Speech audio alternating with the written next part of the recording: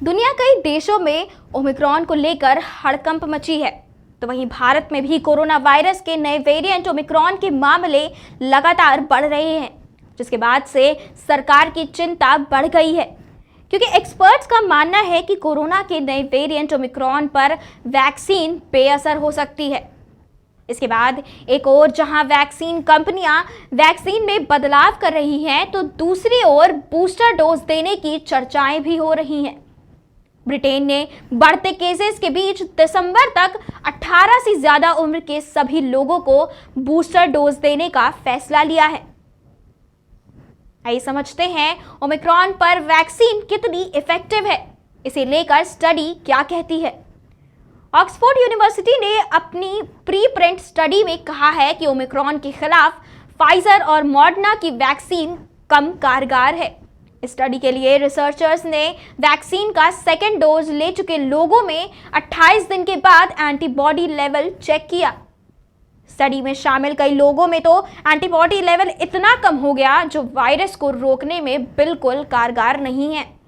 इसके बाद खतरा जताया जा रहा है कि इससे फुली वैक्सीनेटेड लोगों में भी ब्रेकरूट इन्फेक्शन का खतरा बढ़ जाएगा, जिससे केसेस बढ़ सकते हैं। हालांकि अभी ये पता नहीं है कि इससे हॉस्पिटलाइजेशन और गंभीर लक्षणों में कितनी बढ़ोतरी होगी। स्टडी में शामिल रहे गेविन स्क्रीटन का कहना है कि स्टडी के नतीजे बताते हैं कि जो लोग बूस्टर डोज के लिए एलिजिबल हैं, वो जल्द से जल्द डोज लें। Centre for disease control and prevention ने अमेरिका में मिले 43 ओमिक्रॉन मरीजों को एनालाइज किया है। इनमें से 34 मरीज ऐसे हैं जिन्हें वैक्सीन की दोनों डोज लग चुकी है। इसके बाद आशंका जताई जा रही है कि ओमिक्रॉन की वजह से वैक्सीन के इफेक्टिवनेस कम हुई है। यूके हेल्थ सिक्योरिटी एजेंसी ने अपनी रिसर्च में बताया है कि बूस्टर डोज लेने के बाद मॉडर्ना और फाइजर वैक्सीन 70 से 75% इम्यूनिटी प्रोवाइड करती है। हालांकि ओमिक्रॉन की वजह से गंभीर लक्षण कितने बढ़ रहे हैं, इसे लेकर अभी और स्टडी की जानी है, लेकिन बाकी वेरिएंट के मुकाबले ये ज्यादा होने की आशंका है। इजराइल के शेबा मेडिकल सेंटर और सेंट्रल वायरोलॉजी लेबोरेटरी ने बूस्टर डोज की इफेक्टिवनेस को लेकर 40 लोगों पर एक स्टडी की थी। इनमें 20 ऐसे लोग थे जिन्हें 5 से 6 महीने पहले दूसरा डोज लगा था और बचे 20 को 1 महीने पहले ही बूस्टर डोज लगा था। स्टडी में सामने आया था कि जिन्हें 5 से 6 महीने पहले वैक्सीन लगी थी, उन लोगों में ओमिक्रॉन के खिलाफ इम्यूनिटी कम थी। जिन लोगों को बूस्टर डोज दिया गया, उनमें ओमिक्रॉन के खिलाफ लड़ने वाली एंटीबॉडी ज्यादा मिली। ओमिक्रॉन पर वैक्सीन इफेक्टिवनेस को लेकर फाइजर और मॉडर्ना ने भी स्टडी की थी। कंपनियों ने कहा था कि उनकी वैक्सीन का बूस्टर डोज ओमिक्रॉन के खिलाफ भी इफेक्टिव है। इजराइल में बूस्टर डोज की इफेक्टिवनेस को लेकर एक स्टडी की गई थी। 7.28 लाख लोगों पर की गई इस स्टडी में सामने आया था कि वैक्सीन का बूस्टर डोज कोरोना की वजह से हॉस्पिटलाइजेशन रोकने में 93% कारगर है। साथ ही कोरोना के गंभीर लक्षणों को रोकने में भी 92% इफेक्टिव है। वैक्सीन की दोनों डोज लगवाने के 5 से 6 महीने बाद एंटीबॉडी लेवल में कमी आने लगती है।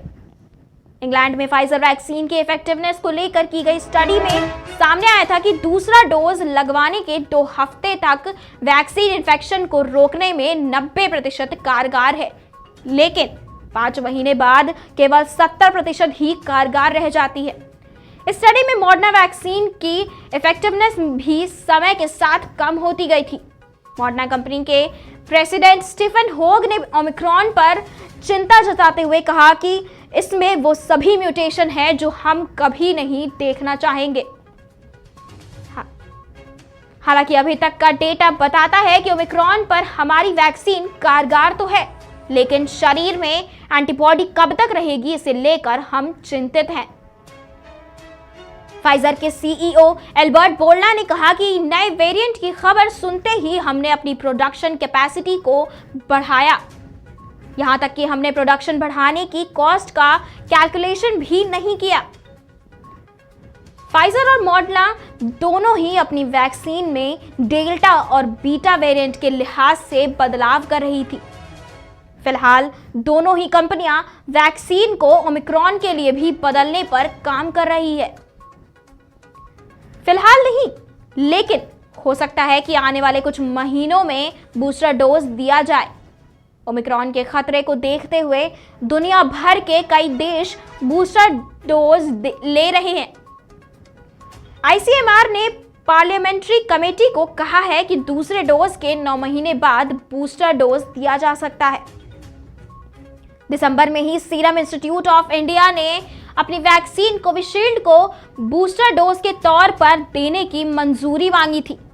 माना जा रहा है कि सरकार पहले कॉमोर्बिडिटी वाले लोगों को बूस्टर डोज दे सकती है, उसके बाद बाकी लोगों पर फैसला लिया जाएगा।